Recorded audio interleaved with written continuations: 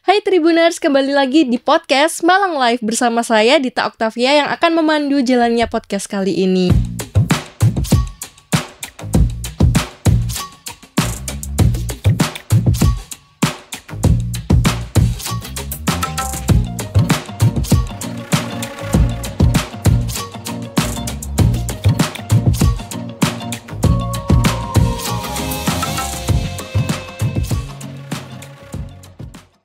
Kali ini saya bertemu dengan seseorang yang sekaligus mengabdikan diri sebagai seorang kepala sekolah di Yayasan Baitul Makmur, yaitu Bapak Samsul Arifin. Bapak Samsul Arifin. Jadi untuk hari ini kita akan berbicara soal tantangan dan solusi serta strategi peningkatan guru ya Pak. Dan mungkin tenaga-tenaga pendidikan di sektor pendidikan gitu Pak.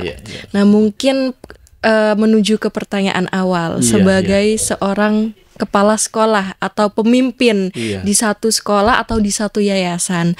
Menurut Bapak Samsul Arifin sendiri, apa tantangan utama yang dihadapi oleh Bapak sebagai kepala sekolah dalam meningkatkan kualitas pendidikan di sekolah tersebut? Terima kasih ya. Salam Baitul Makmur. Terima kasih atas kesempatan dalam podcast tentang pendidikan pada siang hari ini. Kalau kita berbicara tantangan, itu selalu ada dengan variasi yang sangat tinggi ya, karena masing-masing punya karakter sendiri-sendiri tiap lembaga itu, masing-masing punya keunikan sendiri-sendiri tiap lembaga itu. Ya. Beberapa keunikan, beberapa multidimensi inilah yang bagi kami adalah bukan merupakan hambatan, tapi satu tantangan, satu keunikan yang harus dijawab. Tapi secara keseluruhan ada beberapa indikator pengalaman yang mungkin bisa kami sampaikan bahwa sebenarnya memimpin atau menjadi kepala sekolah itu adalah seni mengatakan tidak. Kenapa itu? Ya, karena mengatakan iya semua orang bisa.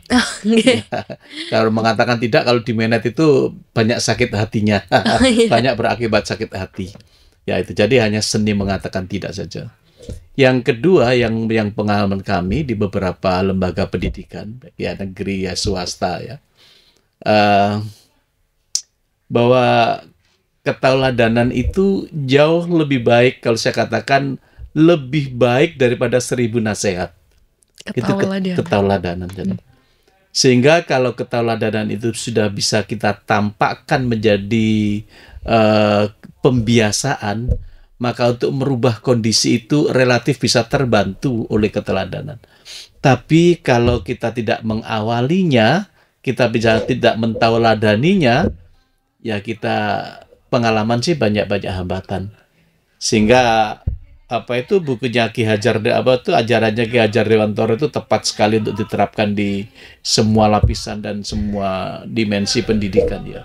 Jadi ing ngarso sungtulodo, ing madya mangun karso tutpuri handayani. Jadi kalau ada pas di depan ya kita menjadi pemimpin. Ya, kalau ada di tengah ya kita ngguyupi, kalau di belakang ya kita ngikuti. Nah, itu adalah satu implementasi leadership yang selama ini kami coba untuk tawarkan. Selain sisi lain yang dalam bentuk inovasi yang memberikan tantangan kepada guru, ya salah satu yang dominan yaitu. Jadi yang pertama keteladanan, yang kedua adalah ya seni mengatakan tidak, itu ternyata bisa, itu harus diimplementasikan. Iya, karena memang tidak gampang mengatakan tidak, karena banyak latar belakang kan ya, heterogenitas guru dan tenaga kependidikan dengan latar belakang dengan pendidikan mungkin hampir sama.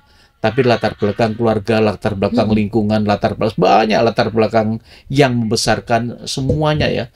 Nah, ini akhirnya melahirkan perilaku yang berbeda di lapangan.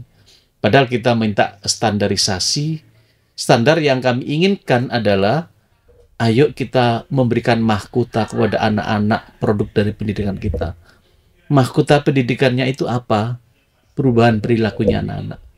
Semulai dulu saya katakan, kita mendidik anak-anak itu adalah membangunkan mahkota bagi anak-anak. Dalam bentuk apa? Perubahan perilaku. Karena masalah ilmu, itu bisa dipelajari, tapi perilaku yang barangkali etika itu ya, etika ya, yang sekarang biasa disebut karakter ya. Yeah. Merubah karakter tidak mudah.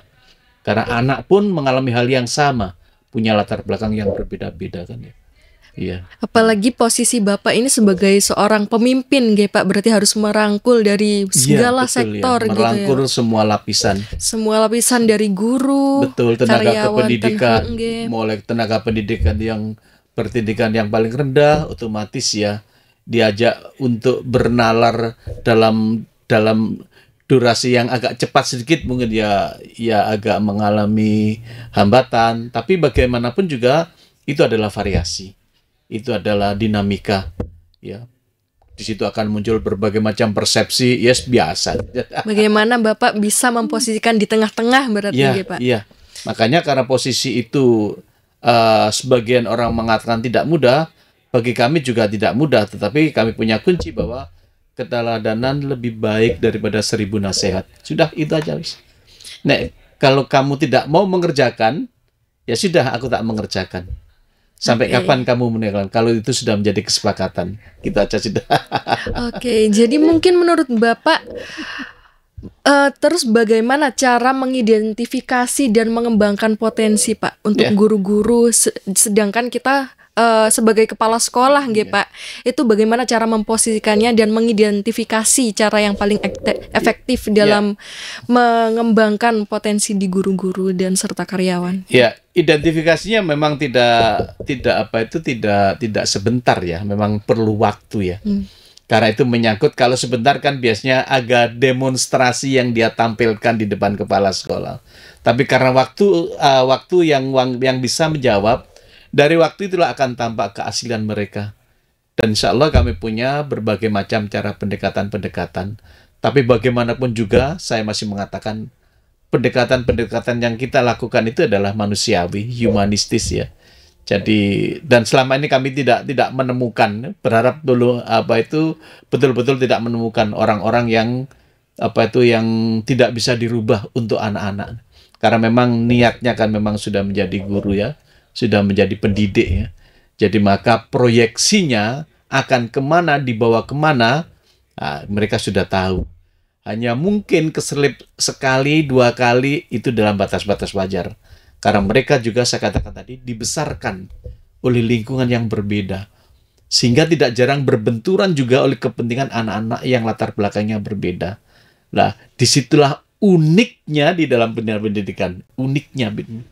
Ya, disitulah ya uniknya. Jadi keunikan-keunikan itu akan selalu hidup dan tampak sewaktu-waktu. Selalu berjalan berdampingan. Selalu berjalan berdampingan ya. Okay. Ya, terkadang anak-anak subjek didik itu selalu ingin diperhatikan. Ya. Kadang juga tidak mau diperhatikan. Itu kan dinamika. Tidak bisa, makanya di sini pengalaman yang paling bisa menjawab ya. Sehingga semakin banyak pengalaman dari guru itu, semakin banyak yang dia dapatkan ya, pengalaman-pengalaman itu, sehingga dia multidimensi lah dalam memberikan pendekatan kepada anak-anak.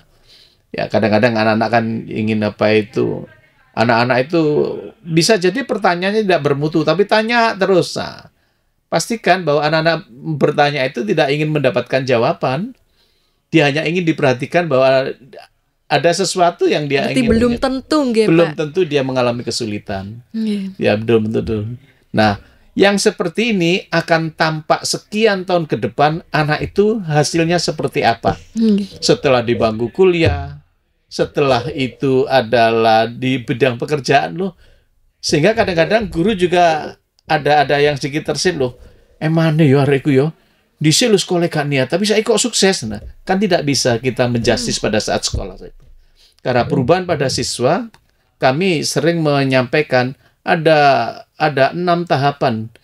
Kalau anak itu dilahirkan dalam tanda petik punya perilaku yang salah, ya sudah dibenarkan di SD lah. Ya. Kalau di sekolah dasar tidak bisa, ya nanti di SMP lah dengan lingkungan yang berbeda. SMP nggak bisa, masih ada SMA. Ya. SMA nggak bisa ya, nanti ada perguruan tinggi. Ya. Di perguruan tinggi masih tidak bisa berubah nanti kalau sudah menikah. Kalau sudah menikah tidak bisa, nanti kalau sudah punya anak. Selalu ada waktunya. Selalu ada waktu. Kalau sudah punya anak, banyak perilaku yang mereka tidak bisa berubah, apa kita akan melawan kehendak yang maha kuasa, yang maha membolak-balikkan hati manusia? Sombong kan kita kalau mau, kok isu kan ya, kita memang sudah tahapannya memang itu. Tapi memang di tahap dasar sekolah SD itu emang tahap yang paling krusial nggih Pak, ya, dalam SD, membentuk suatu SMP, karakter. Ya. SD, SMP itu memang ya, karena ya kalau dalam bukunya Khalil Gibran itu kan ya, jangan kau didik anakmu seperti kamu mendapatkan pendidik pada usia yang sama sekian tahun yang lalu. Karena semua konstelasinya kan sudah berbeda. Ya. Sekarang kita tidak bisa menghalang-halangi anak-anak untuk berbicara berbicara dengan kosakata yang sekarang tidak bisa. Anak-anak lebih dekat dengan media sosial. Bahkan jauh lebih dekat daripada gurunya sendiri. Saat gurunya masih mempersiapkan, anak-anak ketemunya media sosial. Saat gurunya ingin mencoba menerapkan satu metode pendekatan, anak-anak sudah dekat dengan media sosial. Sehingga masalah IT tidak perlu berkecil hati. Bisa jadi anak-anak jauh lebih pintar. Dan itu tidak boleh membuat guru terhambat karena faktor itu. Karena mau faktor tidak mau digital ya, ini nggih Pak? Iya, mau. Era digital itu memang ya begini. Ya, nah, menurut Bapak sebagai kepala sekolah sendiri dalam tantangan di era digital, apa peran seorang pemimpin dalam menciptakan lingkungan yang inklusif bagi peserta didik maupun bagi guru serta tenaga pendidikan itu bagaimana Pak? Ya, saya sering mengatakan bahwa anak-anak hati-hati dengan teknologi informasi. Itu bagai pedang bermata dua. Kalau kamu tidak mampu menggunakan, maka pedang itu akan menghunus kamu sendiri. Maka berbagai macam tayangan yang mungkin kamu belum waktunya, bisa jadi film kekerasan sekarang bisa sekali kamu akses ya, dengan mudah sekali. Ya, jadi seperti senjata, seperti pisau bermata dua, hati-hati.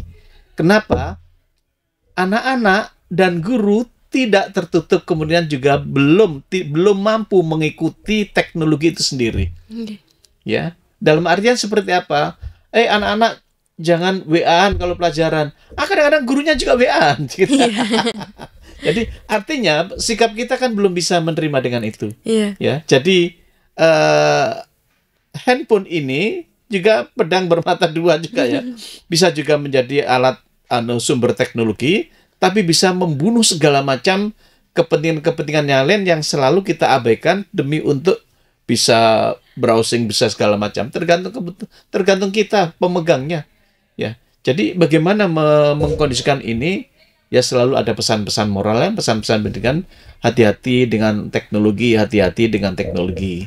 Bagai pedang bermata dua. Maka kita harus mampu menggunakan pedang ini sesuai dengan kebutuhan kita. Kalau enggak, itu akan menghunus diri sendiri. Sesuai batasan gitu. Sesuai batasan, sesuai kemampuan, sesuai kebutuhan. Ya, sehingga tidak sampai karena pegang handphone sampai lupa waktu. Sampai enggak tidur sampai dini hari. Besok sekolahnya juga kancret. Ini kan saya katakan pedang yang membunuh diri sendiri kan. Ini yang harus selalu disampaikan ke anak-anak, meskipun juga tidak mudah untuk anak-anak karena teknologi itu begitu derasnya, ya begitu cepat derasnya, cepet banget ya.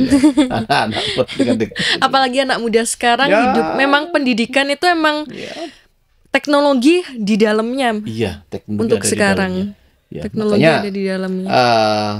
Sekarang ya kegiatan-kegiatan yang dengan siswa ya bikin konten kreatif. Oke. Sekian puluh tahun yang lalu belum pernah terfikir kan? Ya. Jadi apa itu paling tidak ya dibandingkan zaman saya kecil kalau ditanya mau jadi apa? Jadi dokter itu bisa jadi umum kan? Sekarang enggak, sekarang tidak banyak anak-anak ingin jadi dokter. Jadi malah jadi YouTuber ya. Jadi kan enggak kepikir sekian tahun yang lalu, tapi itu sekarang sudah menjadi bidikan banyak siswa untuk menjadi itu. Oke. Jadi menurut Bapak sendiri nih, apa saja strategi untuk meningkatkan profesionalisme dan dalam kompetensi guru itu sendiri untuk program yang berkelanjutan? Apalagi mungkin Bapak tadi bercerita tentang bagaimana digital memasuki dunia pendidikan dan kita hidup berdampingan di sana, itu bagaimana gitu? Ya, saya punya satu inovasi ya, yang alhamdulillah banyak yang mengadop ya dari beberapa sekolah di Indonesia. Saya berikan nama kontes guru. Itu adalah sebuah singkatan jadi control teaching evaluation guru, jadi mengontrol. Jadi saya melihat potret guru tidak selalu menunggu kehadiran kami di kelas untuk mengevaluasi proses belajar mengajarnya dalam bentuk supervisi, tapi saya sebarkan instrumen skala Likert begitu kepada anak-anak, bagaimana guru ini sesuai dengan kompetensinya, disiplinnya bagaimana, kemampuan mengajar bagaimana, membuka dan menutup pelajaran bagaimana, kemampuan sosialnya bagaimana. Dan ini adalah data real dari anak-anak sebagai pengguna jasa pendidikan yang disampaikan oleh guru. Jadi itu tergambar sekali. Yang saya beri judul kontes guru ini, Control Teaching Evaluation System sebenarnya. Untuk mengevaluasi. Nah, setelah itu akan muncullah data dari anak-anak ini, terus guru akan tahu, Ibu, Bapak, posisi panjenengan ada di sini loh. Kompetensi sosial jenengan ada di sini. Banyak kekurangan. Yang banyak kurang selama ini potensi sosial ya, kompetensi sosial ya. Ternyata anak-anak itu tidak mau kalau dipanggil itu bukan namanya. Oke. Misalnya, leh, itu ternyata anak-anak tidak suka. Kenapa harus memanggil itu? Saya kan sudah ada namanya di dada ini. Jadi anak-anak lebih familiar dipanggil namanya. Apalagi ada anak juga nggak suka dipanggil julukannya. Sehingga kompetensi inilah yang tergambar secara jelas. Saya tidak menyalahkan anak-anak, bagaimanapun juga ini adalah data. Panjenengan mau menerima, gak mau menerima, monggo. Tapi data ini tidak bisa kita pungkiri. Dalam sains sosial, kalau ini dianggap ini tidak valid, ketidakvalidannya hanya 0,5 kok. Tapi 95% masih valid. Karena emang surveinya semua siswa secara langsung ya. Kamu merasa apa yang kamu rasakan ketika diajar oleh Ibu X begini? Apa kamu rasakan? Apa Pak perasaan maksudnya? Ini ada instrumen ini. Kehadiran beliau bagaimana? Ini bagaimana? Membuka pelajarannya bagaimana? Menutup bagaimana? Apakah selama ini ada tanya jawab? Bagaimana memberi tugasnya? Semua ringan. Ada hampir sekitar 40 pertanyaan itu. Semua lengkap. Nah, kayak seperti tes psikologi gitu ya, betul. Sehingga dulu saya sebelum memakai itu kadang-kadang banyak guru-guru itu yang mendapatkan julukan di mata anak-anak. Ya, ada yang julukannya ada Miss Karet, ada juga yang itu berarti memberikan julukan pada seorang ibu guru yang selalu datang terlambat. Julukan-julukan itu kadang-kadang tidak sadar. Wong itu juga kadang-kadang anak-anak taunya, guru itu taunya setelah anak-anak keluar kok tiba aku lo dijuluki arek nggak sadar. Nah, sekarang cepat kita sadari karena anak-anak cepat. Setiap akhir semester kami akan berikan. Sudah ada evaluasi. Evaluasi semester gitu. Ya, satu semester. Jadi akan kami panggil yang nilainya sampai di atas grade-nya kemampuannya tinggi ya nanti akan menjadi menjadi contoh bagi yang lain lah. Jadi mulai administrasinya segala macamnya. Jadi itu yang selama ini yang cukup membantu dan cukup membuat guru-guru itu ada sedikit tantangan lah. Seperti mungkin juga kayak gugum gitu ya dari gurunya sendiri mungkin apa yang potretnya terekam semuanya lah dari siswanya itu seperti apa dalam menggambarkan guru. Semua terekam, hampir semua bisa merekam semuanya. Nah, ketika ini kami ikutkan lomba ternyata juga masuk di Kota Malang ini. Kota Malang kan biasanya ada KIPP kan. Kompetisi inovasi pelayanan publik. Dan saya pastikan pada juri ini belum ada. Ini saya ramu dari beberapa sekolah internasional di mana kami bertugas di luar dulu dan kami kuliah di luar dulu. Kebetulan kami dulu berkesempatan S2-nya di University of Malaya. Oh, jadi Bapak. Iya, di sana ya. Malaysia. Dia di Malaysia. Jadi ya kuliah campur orang Cina, Iran, Vietnam. Ternyata ini yang membuat mereka itu bagus-bagus ya, karena masalah mereka semua berbicara bagi sistem. Ya semua urusan dengan mereka mudah sekali, urusan dengan kampus mudah karena semuanya ada sistemnya. Dan juga mungkin di luar mungkin bukan yang mengevaluasi bukan dari sudut guru ke siswa, tapi siswa bisa diberi wadah gitu. Iya. Untuk mengevaluasi. Jadi situasi sekolah itu kalau saya gambarkan sedikit ya, di luar itu happy sekali anak-anak sekolah itu. Kalau saya melihat secara sekilas ya mungkin karena jumlah pelajarannya nggak banyak. Tugas-tugas juga tidak banyak. Happy sekali ya. Tidak membuat anak-anak tertekan gitu. Jadi semuanya happy. Jadi ini yang kami coba, tetapi ya dalam proses ya, karena kemungkinan yang menjadi latar belakang karena mereka adalah punya latar belakang yang relatif mungkin ya. Orang tuanya juga mungkin mampu, punya pendidikan, punya wawasan, segala sarprasnya ada, rata-rata semuanya ada, sehingga melahirkan perilaku anak-anak yang hampir sama. Kalau dibanding dengan di Indonesia kan latar belakang orang tua yang bervariasi, gurunya bervariasi, dari variasi ketemu variasi maka double variasi. Ya ini yang perlu kita perlu kita selesaikan. Makanya saya katakan kapan saya harus mengatakan tidak dan kapan saya harus mengatakan iya. Ya, itulah seni mengatakan tidak aja, karena di kita ada kecenderungan membenarkan kebiasaan. Bukan membiasakan yang benar. Jadi kalau ada perubahan itu selalu mendapatkan tantangan. Biasa nih loh, Kak Ngono, biasa nih kan ya. Mereka selalu berpegang pada kebiasaan. Itu yang sebenarnya lambat laun harus Padahal kebiasaan itu tidak harus diikuti. Selalu menjamin, tidak selalu menjamin. Tetapi sering itu dipakai sebagai acuan tunggal. Terus tidak mau berubah lagi. Kalau yang tidak mau berubah kan ya itu yang dipegang. Biasanya lu ngene Kak Popo, biasanya lu ngene. Ya hal-hal kecil lah. Ya, hal kecil misalnya mengumpulkan tugas gitu ya. Ya, maksimal tanggal tanggal 10 ya. Kebiasaan ya lebih dari itu. Tanggal 10 kan misalnya masih dalam, Pak, yang namanya tanggal 10 itu kan bukan siang. Kan tanggal 10 itu terakhir masih jam 12 malam yo. Ada saja variasi yang membenarkan yang membiasakan membiasakan ya. Perilaku yang seharusnya kita luruskan. Dan kami coba di Baitul Ma'mur, ayo pelan-pelan. Mau kapan lagi kita akan berubah? Ya, siapa lagi yang akan berubah? Ya harus kapan lagi juga ya. Kapan lagi kita? Karena enggak kenapa? Jadi anak-anak percepatan itu sangat akselerasinya tinggi, guru-guru kadang-kadang tidak mampu mengikuti.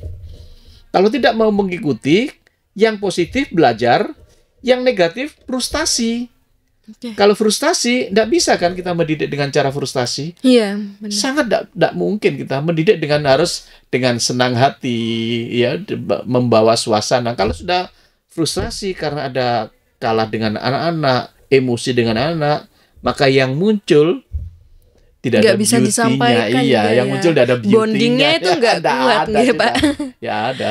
Yang ada adalah pasang tegang, pasang sikap kenceng. Anak-anak malah tidak bisa. Kenapa seperti itu? Bisa jadi ya. Saya ada sedikit berpikir negatif. Mungkin belum siap ya, siap mengajar ya, belum siap menghadapi anak-anak ya. Banyak yang belum siapan ini yang menyebabkan muncul itu, sehingga auranya sebagai pendidik itu untuk berkreasi, untuk berinovasi, untuk bisa merangkul anak-anak dengan multidimensi nggak muncul. Tampak sekali anak-anak yang bisa merasakan. Anak-anak bisa merasakan. Sehingga muncullah kadang-kadang kalau itu sering berulang-ulang, anak-anak akhirnya julukan-julukan kepada seseorang. Guru ya, mungkin dari Bapak tadi nih, karena ada multidimensi ini di setiap siswa ya, di sekolah. Nah, mungkin sebagai seorang pemimpin, apa langkah-langkah yang harus ditingkatkan dalam berkolaborasi sebagai satu kesatuan di sekolah itu sendiri? Karena di satu sekolah itu kan ada guru, juga administrasi, pemimpin sekolah yang harus menengahi. Caranya bagaimana untuk meningkatkan profesionalitas profesionalisme itu sendiri dengan multidimensi ini, Pak? Ya, selama ini yang kami lakukan, yang pertama saya harus punya data. Oke. Data itulah yang tidak bisa diingkari. Bahwa saya harus berbuat apa, harus punya datanya. Oke. Tidak jarang data-data itu, kadang-kadang beberapa sekolah tidak punya data, pokoknya ngadakan diklat gitu aja. Kadang-kadang juga guru itu tidak perlu diklat itu. Biasanya diklat komputer ya, meningkat komputer pada level mana harus didiklatkan ke kawan-kawan. Kalau orangnya sudah tua-tua, dikasih komputer editing macam-macam, ya tidur, nggak nutut lah. Okay. Tapi kalau yang muda-muda dikasih materi basic, ya tidur juga gitu loh. Harusnya yang sesuai. Harusnya sesuai gitu loh. Di mana kesesuaian itu tidak bisa tidak by data. Okay. Data itu bisa kami ambil. Kemampuan komputermu sampai mana? Karena ini nanti akan kami simpulkan untuk meningkatkan kompetensimu. Sehingga kami mengeluarkan uang tidak sia-sia. Kalau hanya mengeluarkan uang, ya pokok asal diklat Pak, yang penting ono pelatihan, ada SPJ-nya, ada bisa buat laporan selesai, tapi kan tidak efektif dan efisien. Buang-buang waktu, buang-buang segalanya lah. Tapi tidak berbanding lurus untuk kepentingan pembelajaran. Oke. Ya. Terus setelah data maka kita lakukan pelatihan-pelatihan. Ya. Pelatihan-pelatihan itu sesuai dengan data. Sehingga pada batas-batas tertentu ada tawaran-tawaran, apakah saudara kenal yang namanya ini, terus apa tentang ini, kalau tidak semua kenal, ya sudahlah, mungkin kawan-kawan belum pernah tentang penampilan. Ya kita ambil ilmunya Robert Power, tetapi dengan pemateri yang lain, bukan selevel dia, untuk memberikan materi bagaimana cara ketemu orang, bagaimana cara table manner, bagaimana cara ini, dan itu kan tidak ada di yang lain. Nah, kepala sekolah untuk mendapatkan dan meningkatkan kemampuan semuanya adalah by data. Karena semua sudah bisa dibaca di sudah bisa dibaca dari data itu. Misalnya apa yang kamu lakukan ketika kamu ketemu orang pertama kali, kan ada banyak pilihan. Pilihannya banyak yang mana? Oh ternyata pertama ketemu mereka rata-rata hanya senyum aja. Nah, maka wah ini ada yang kurang ini misalnya. Oh, kita akan cari pelatihan tentang ilmu komunikasinya. Kalau ketemu barang lihat salaman, bertanya. Nah, itu kan harus by data dulu. Data adalah sesuatu yang sangat penting untuk pengembangan seluruh bidang pengembangan. Oke, by data itu semua by data sudah. Kita bisa menyesuaikan pelatihan mana yang cocok untuk akademisi di sekolah. Pemerintah sudah mencoba untuk mengadakan pelatihan, tapi kadang-kadang tidak berbasis data. Misalnya seperti ini, ada sekolah tertentu tiba-tiba di-drop oleh kerjasama dengan lembaga yang punya kemampuan IT tinggi, dengan manajerial yang sangat tinggi, di situ kalang kabut, maka menolak semuanya. Gak cocok ini sekolah ini, perusahaan ini cocok ini. Nah, begitu. Akhirnya ya gugur kewajiban dilakukan 2-3 hari, ya, mengeluarkan uang, mengeluarkan konsumsi, mengeluarkan waktu segala macam, di lapangan nggak efektif. Kembali lagi ke sebelumnya. Karena sebelumnya belum bisa berubah, membenarkan kebiasaan. Ya kembali mana nang kebiasaan. Kebiasaan itu nggih Pak. Iya, apalagi di lapangan itu kita harus tahu kondisinya seperti apa. Jadi kalau hanya sekedar, nah ini ada satu kritik ya. Makanya sering pemerintah juga memberikan sesuatu tidak by data, tapi by project. Yang penting projectnya berjalan, laporannya bisa masuk, penggunaan keuangan tidak ada penyimpangan, masuk akal, dan sudah dilaksanakan, selesai. Itu tapi efektivitasnya kurang. Nah, karena apa? Tidak punya data. Sehingga sekolah di Malang ini kan ada negeri, ada swasta yang bermacam-macam ya. Itu kan punya karakter sendiri-sendiri. Kalau dikasih sesuatu yang sama, ada yang bisa menerima dengan leluasa, ada aku tahu kok itu. Nah, biasanya ada juga aku apa itu? Ada heran ya. Karena apa? Tidak berdasarkan data. Karena kita nggak tahu juga. Yang karena dikasih tidak ada itu data. Kemampuannya sampai sejauh mana. Ya. Jadi semuanya data. Semuanya data harus ada data. Nah, menurut Bapak sendiri sebagai kepala sekolah dalam cara menelaah, memilih bagaimana cara memilih pelatihan yang cocok untuk seorang guru dalam meningkatkan profesionalisme, dan mungkin di era digital ini, menurut Bapak sendiri bagaimana pemimpin sekolah memanfaatkan digital itu dalam pelatihan-pelatihan untuk meningkatkan kualitas? Ya. Platform digital untuk pembelajaran semua sudah tersedia. Yang belum tersedia saat ini adalah bagaimana memotivasi dan menyadarkan mereka akan perlunya itu untuk pembelajaran ini. Akan perlunya data. Data semuanya sudah ada. Platform Merdeka Mengajar itu sudah ada semuanya. Iya. Bagaimana caranya untuk membuka itu sampai mengimplementasikan di depan kelas, di depan siswa. Nah, itu perlu kebersamaan. Kebersamaan apa? Kemampuan yang sama. Ya. Dan ini memang karena ini salah satu bentuk perubahan ya, mau tidak mau guru-guru harus mau dipaksa dengan berbagai macam cara, harus mau terbuka dan berubah dan belajar. Tidak bisa tidak. Mungkin karena juga faktor kebiasaan itu juga dipaksa, harus ya, Pak. Iya. Dipaksa untuk terbiasa. Iya, karena terpaksa itu karena sekali 2 kali kan. Kalau lebih kan nggak terpaksa karena sudah terbiasa ya. Karena sudah terbiasa gitu, Jadi Pak. mau tidak mau. Tetapi apa yang kami katakan ini juga bukan pekerjaan yang mudah. Ya, banyak variabelnya ya, banyak variabel.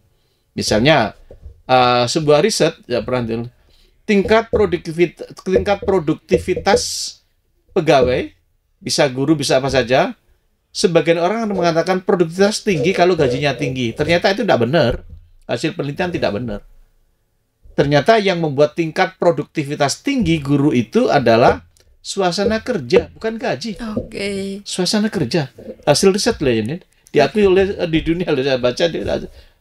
Nah, tidak mudah membuat membuat suasana kerja yang mendukung produktif. Karena bisa jadi banyak orang-orang yang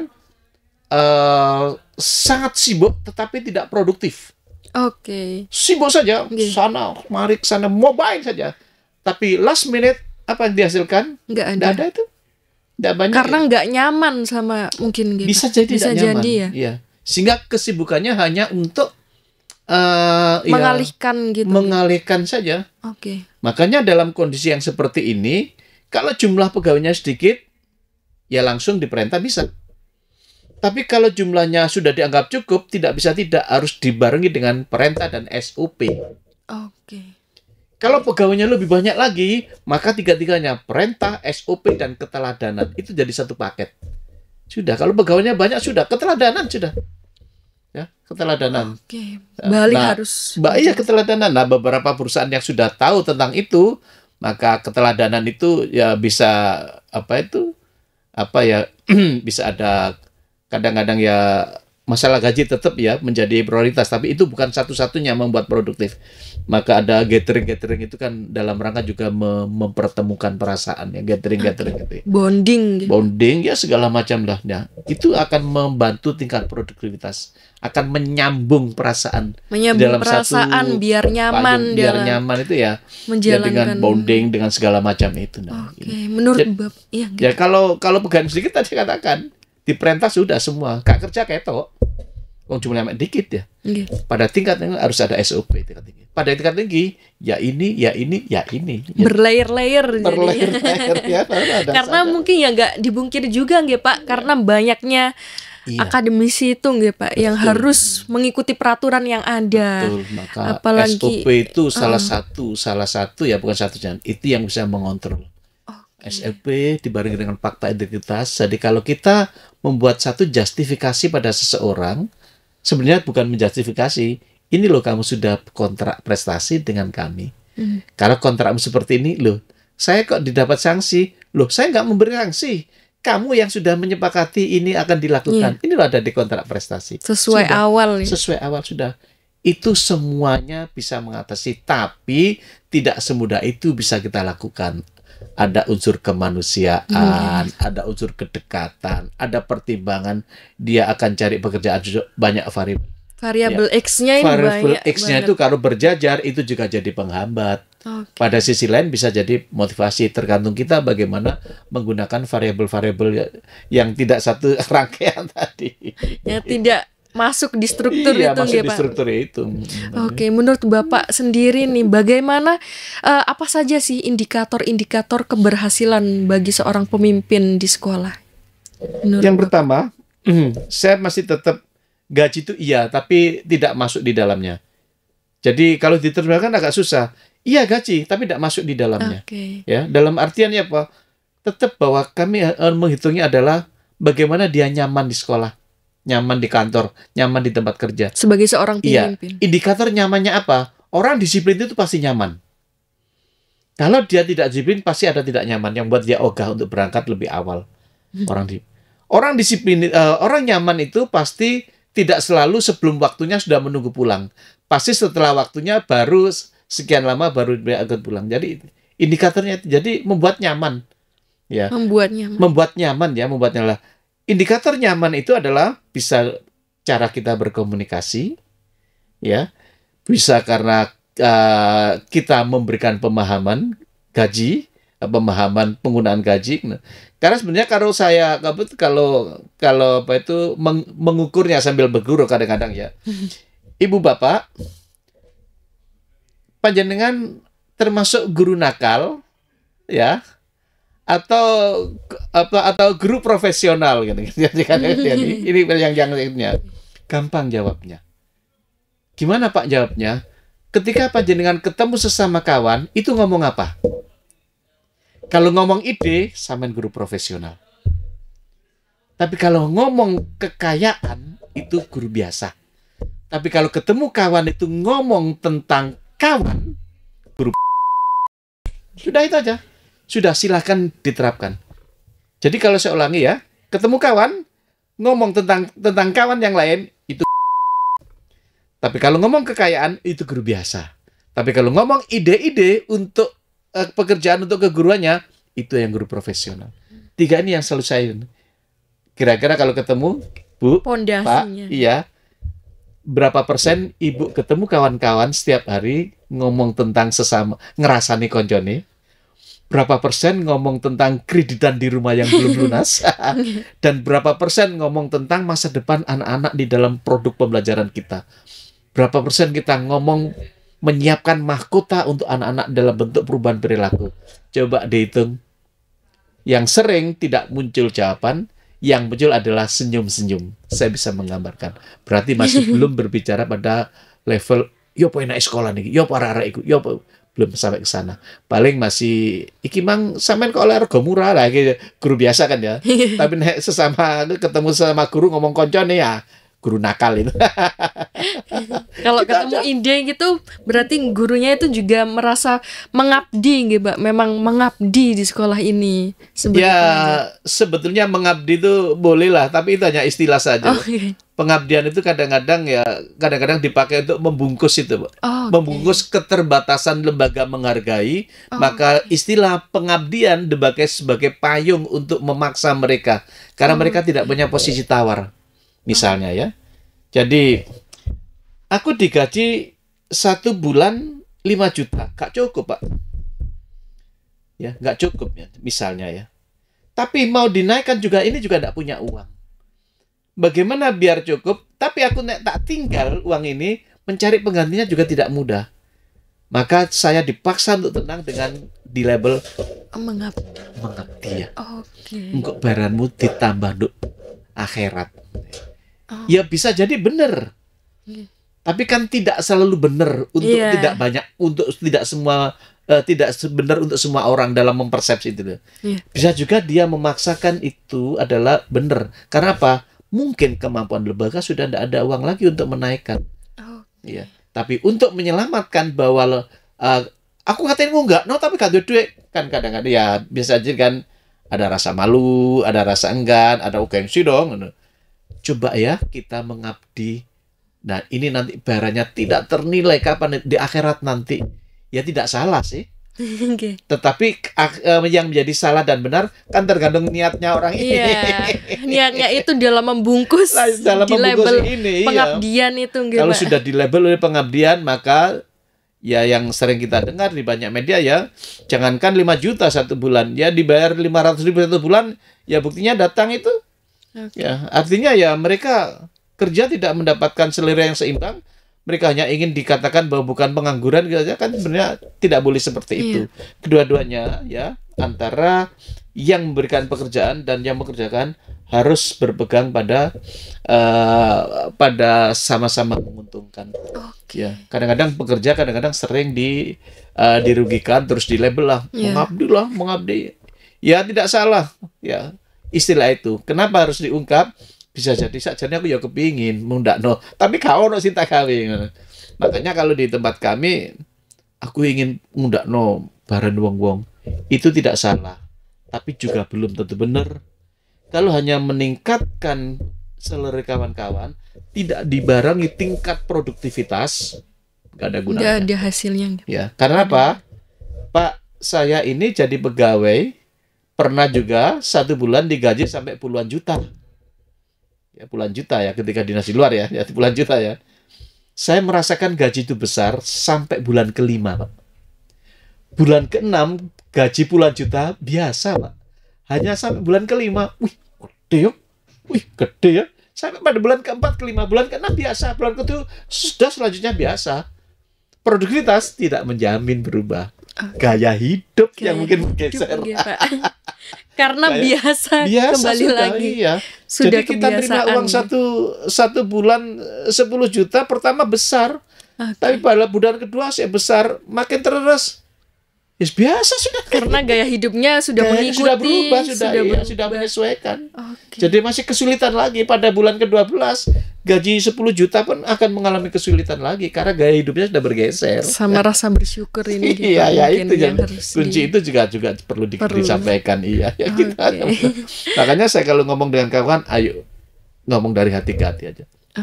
Ya, artinya gini loh. Ya, jadi saya kadang-kadang cerita ya begitu aja dengan kawan-kawan. Jadi enak ngomongnya dengan ditemani kopi dan wedang jahe gitu kan, lama gayeng gitu loh. Aku nek diskusi karena aku ojo ngomong masalah gaji ya, ngomong ayo ide-ide brilianmu, ide-ide tingkatan produktivitasmu apa ya apa begitu aja saya komunikasi. Dari hati ke hati. Gitu. Dari hati ke hati itu yang lebih mengena dari hati ke hati. Nah, menurut Bapak sendiri kembali lagi ke indikator keberhasilan sebagai seorang pemimpin, itu juga kan harus dibarengin dengan peran penting seorang guru dalam membentuk karakter siswa. Nah, menurut Bapak sendiri bagaimana peran penting itu sendiri yang harus dimiliki oleh seorang guru untuk membentuk karakter siswa yang sesuai dengan etika atau yang sesuai dengan visi misi sekolah, dan bagaimana pemimpin sekolah dapat mendukung upaya ini? Saya hanya satu yang ingin saya tawarkan. Bagaimana seorang keteladanan, sudah itu aja. Kepala sekolah memberi teladan pada guru-gurunya, biar gurunya tidak terlalu besar punya posisi tawar, ya, dan guru-guru memberikan keteladanan pada muridnya. Ya, contohnya seperti apa? Jangan pernah mengatakan disiplin pada anak-anak, mewajibkan jam sekian tepat-tepat kalau tidak kita awali oleh. Bagaimana saudara bisa mengingatkan kalau saudara tidak memulai? Itu sudah keteladanan. Itu. Sudah itu aja yang selama ini ya. Faktor keteladanan sangat penting sekali. Ya, tanpa keteladanan maka anak-anak kehilangan cermin pembenaran apa yang dia akan lakukan. Kehilangan cermin pembenaran.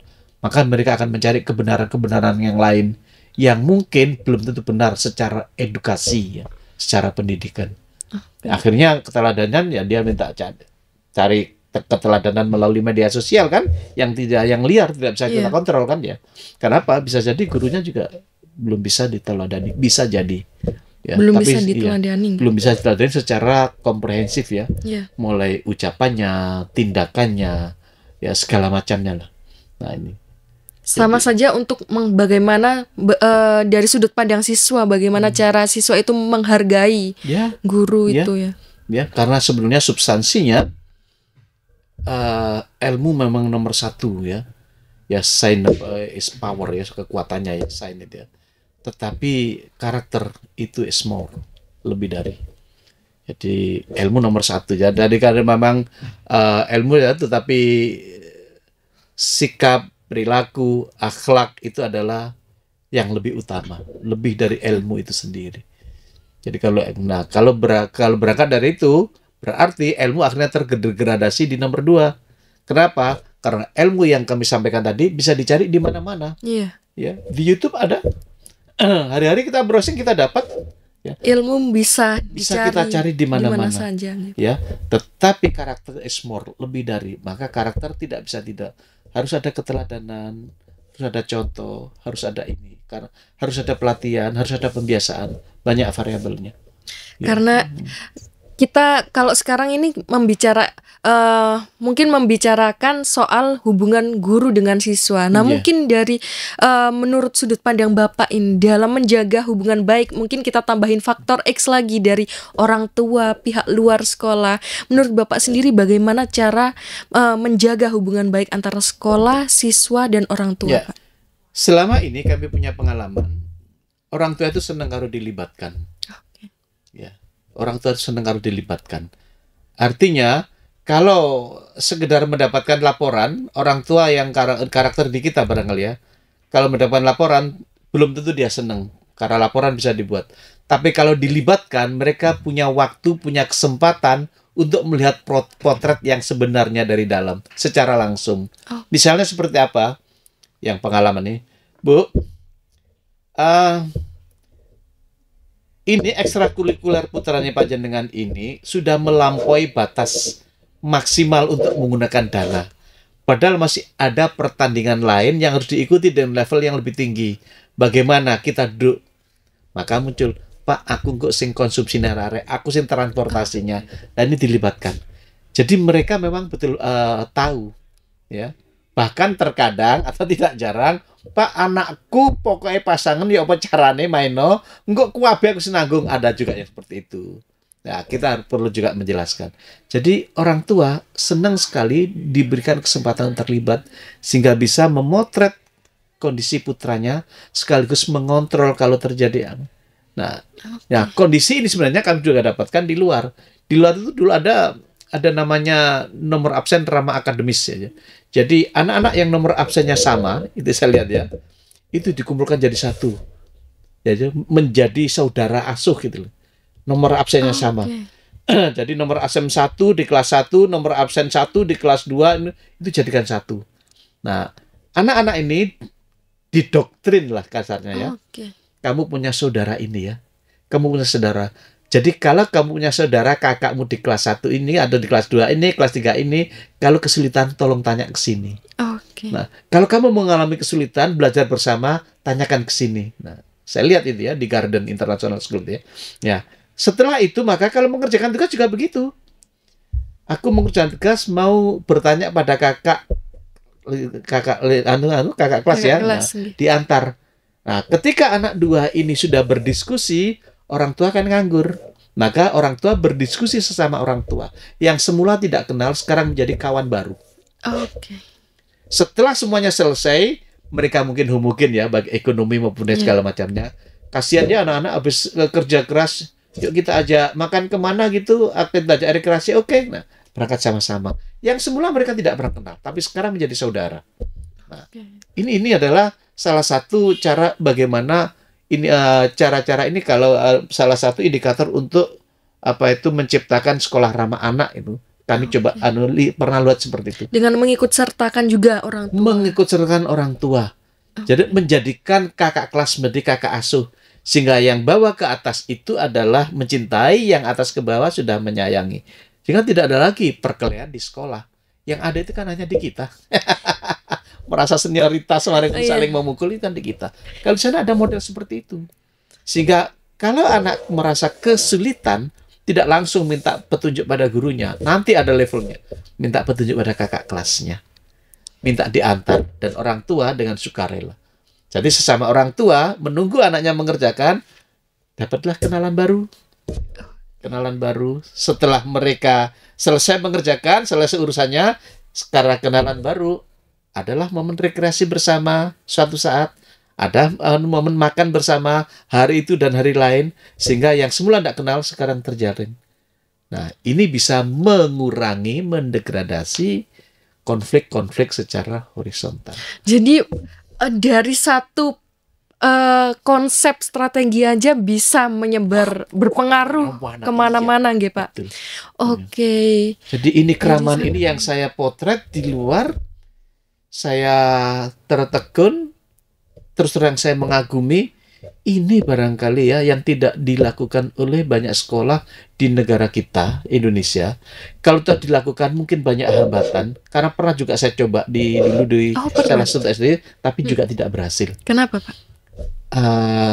Varian ekonomi dan latar belakang yang bervariasi. Sehingga ada orang merasa pendidikan di atas, terus punya kekayaan yang lebih, pas satu kelompok dengan anak yang orang tuanya tidak kurang berpendidikan, ekonominya biasa-biasa, orang tua tersinggung.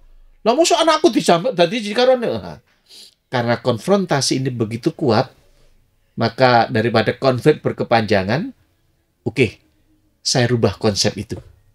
Tidak akademis tetapi lingkungan. Akhirnya saya rubah menjadi nomor absen ramah lingkungan. Nomor absen ramah lingkungan tidak ada di Indonesia. Saya yang menemukan. Ya, dan itu pernah saya lombakan menjadi sekolah mutu nasional.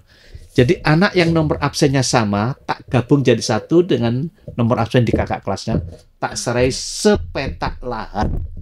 Kerja noigi, aku ndak mau tahu bagaimana caranya. Yang penting lahan ini, nomor absen sekian ini, yang mengerjakan adalah anak nomor absen 1 di kelas 4, anak nomor absen 1 di kelas 5, anak nomor absen 1 di kelas 6. Akhirnya terjadilah kolaborasi, kakaknya bisa menyayangi adik-adiknya, adik-adiknya bisa mengurangi kakaknya, sehingga saya potret semuanya, muncullah celutukan-celutukan anak-anak ya. Oh, yuk gak iso iki, kan gak kuat kan, cilik. Nah, akhirnya kolaborasi lah. Nah, ketika ini anak-anak tidak mampu, Pak, nah, selanjutnya ketika anak-anak tidak mampu, mereka akan tidak mampu merubah taman menjadi bagus. Tak umumkan di upacara. Taman yang tidak bagus adalah nomor 15 misalnya. 2 kali, 3 kali diumumkan, nangis anak-anak. Nah, kecil nangis. Maka yang taman yang masih belum bagus boleh dibantu oleh orang tuanya. Sabtu orang tuanya datang, meskipun agak sedikit ngomel, waya prayung, garap taman, tapi yang nangis kan bukan sekolah, yang nangis kan anaknya sendiri. Ya, orang tua yang semula tidak kenal menjadi kenal, sama-sama berkolaborasi merawat taman itu. Berarti harus ada pancingan di awal. Pancingan, itulah yang saya katakan di Indonesia ini subur sekali untuk berinovasi. Ya, jadi inovasinya adalah program nomor absen ramah lingkungan. Sangat inovatif ya, itu sekali. Itu Pak. Salah satunya. Terus satu lagi ya, anak-anak ini kan semua gurunya kan bergelar SPD kan ya, sarjana pendidikan. Saya temukan anak-anak ini bagaimana ya biar anak-anak ini punya punya figur gurunya dengan baik. Anak-anak pun saya kasih gelar SPD. Ya, tapi bukan sarjana pendidikan. Siswa penggerak disiplin. Dengan modal kerja MLM, multi level marketing. Ya. Dan ini banyak dikagumi, juga banyak diadopsi oleh sekolah lain, banyak di ATM. Jadi mereka yang ada di upline, setiap minggu saya jatah 2 downline saja untuk diajak bisa jadi disiplin. Terus gitu. Tapi emang siswa itu sangat suka ya Pak dikasih label. Ada kayak pangkat ya. Betul. Yang diterima. Dan tidak itu saja, mereka yang berhasil melebihi target, mereka saya izinkan untuk hari Jumat tidak perlu pakai seragam. Mereka pakai t-shirt yang saya sediakan. Logo sekolah saya tulisi siswa penggerak disiplin. Wah, mereka anak. Jadi mereka berebut mencari downline sebanyak-banyaknya.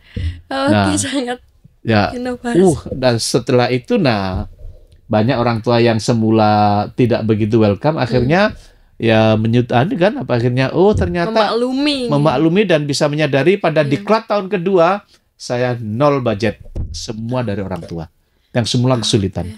Pak, konsumsi saya, Pak, kalau tidur saya, Pak, besok pagi sarapan saya, semuanya, Pak, kaosnya saya. Oke, itu sudah. Karena apa? Ada seorang pengusaha di Malang ini tiba-tiba datang ke, Pak, apa Pak caranya, metodenya? Kok anak-anak saya sekarang tidak kesulitan sama memerintah? Memerintah apa Pak? Anakku itu Pak, nek dikon mangan angel setengah mati. Mangane angel apa meneh sinau. Saiki lho Pak, enggak Pak. Ya karena itu. Mereka, Pak, tolong ini ya, bantu kami untuk mengukur anak-anak. Anak-anak ini adalah bergelar SPD, mereka adalah siswa penggerak disiplin. Indikatornya ada 7 Pak, untuk menjadi berpangkat SPD. Mereka ke sekolah datangnya tepat waktu, pulang tepat waktu, bangun tidur tepat waktu, makan tepat waktu, sholat tepat waktu, terus mengerjakan tugas sekolah tepat waktu, mengerjakan PR tepat waktu. Itu indikatornya. Pokok ini aja, Pak, ini aja. Tolong nak kawan, orang tua tak kasih skala Likert, kasih kasih bahan ikut evaluasinya. Berperan di dalamnya juga, Pak, bagaimana anak ini?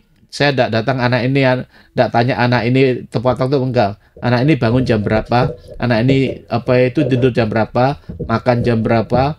Terus bangun jam berapa? Nah, nanti saya simpulkan. Oh ya, kita sudah menjelang ini.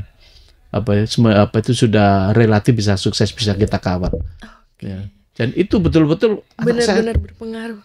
Dikasih apa Pak? Anak saya kok menurut sekarang semuanya saya tidak merintah Pak, tepat waktu semuanya. Ya itu Pak, saya punya program itu. Nah. Itu salah satu inovasi. Ya, salah satu inovasi yang mungkin ini bisa dan perlu diterapkan untuk akademisi-akademisi di Indonesia, diharapkannya ya. Kalau pada lihat saya kan bercimpung di sekolah ya, tapi kalau untuk di kampus itu yang cocok itu adalah sebetulnya program kontes guru ya, Control Teaching Evaluation System itu saya adopt dari istilah saya kuliah dulu, ada C-Test, Control Teaching Evaluation System. Itu mengevaluasi dosennya, kemampuan IT-nya bagaimana, kemampuan disiplinnya bagaimana. Nah, setelah itu share ke rektorat. Mungkin dimodifikasi. Saya modifikasi setelah datang di Indonesia sesuai dengan kondisi lahan di Indonesia. Sekali Pak, Pak Samsul ini ya. Mungkin ini sebelum kita penutup nggih Pak, mungkin ada kesan, pesan atau saran sebagai mungkin dari sudut pandang sebagai seorang kepala sekolah, pemimpin di sekolah itu, mungkin untuk Tribuners di rumah. Mungkin terima ada kasih kesan-pesan. Kalau saya sederhana, kalau makan kawan yang selalu saya sering menawarkan, ayo kita mencintai profesi kita. Dengan punya rasa cinta, maka semuanya kita bisa berusaha. Gitu aja. Dengan rasa cinta, semuanya bisa berusaha. Sangat dalam tapi ini ya maknanya, nggih Pak. Terima kasih Pak Terima kasih Pak. Sudah datang di podcast kami. Dan terima kasih Tribuners karena telah menonton podcast kami yang kali ini. Dan jangan lupa untuk menonton ke podcast kami yang lainnya. Sampai jumpa. Download Tribun X sekarang. Menghadirkan lokal menjadi Indonesia.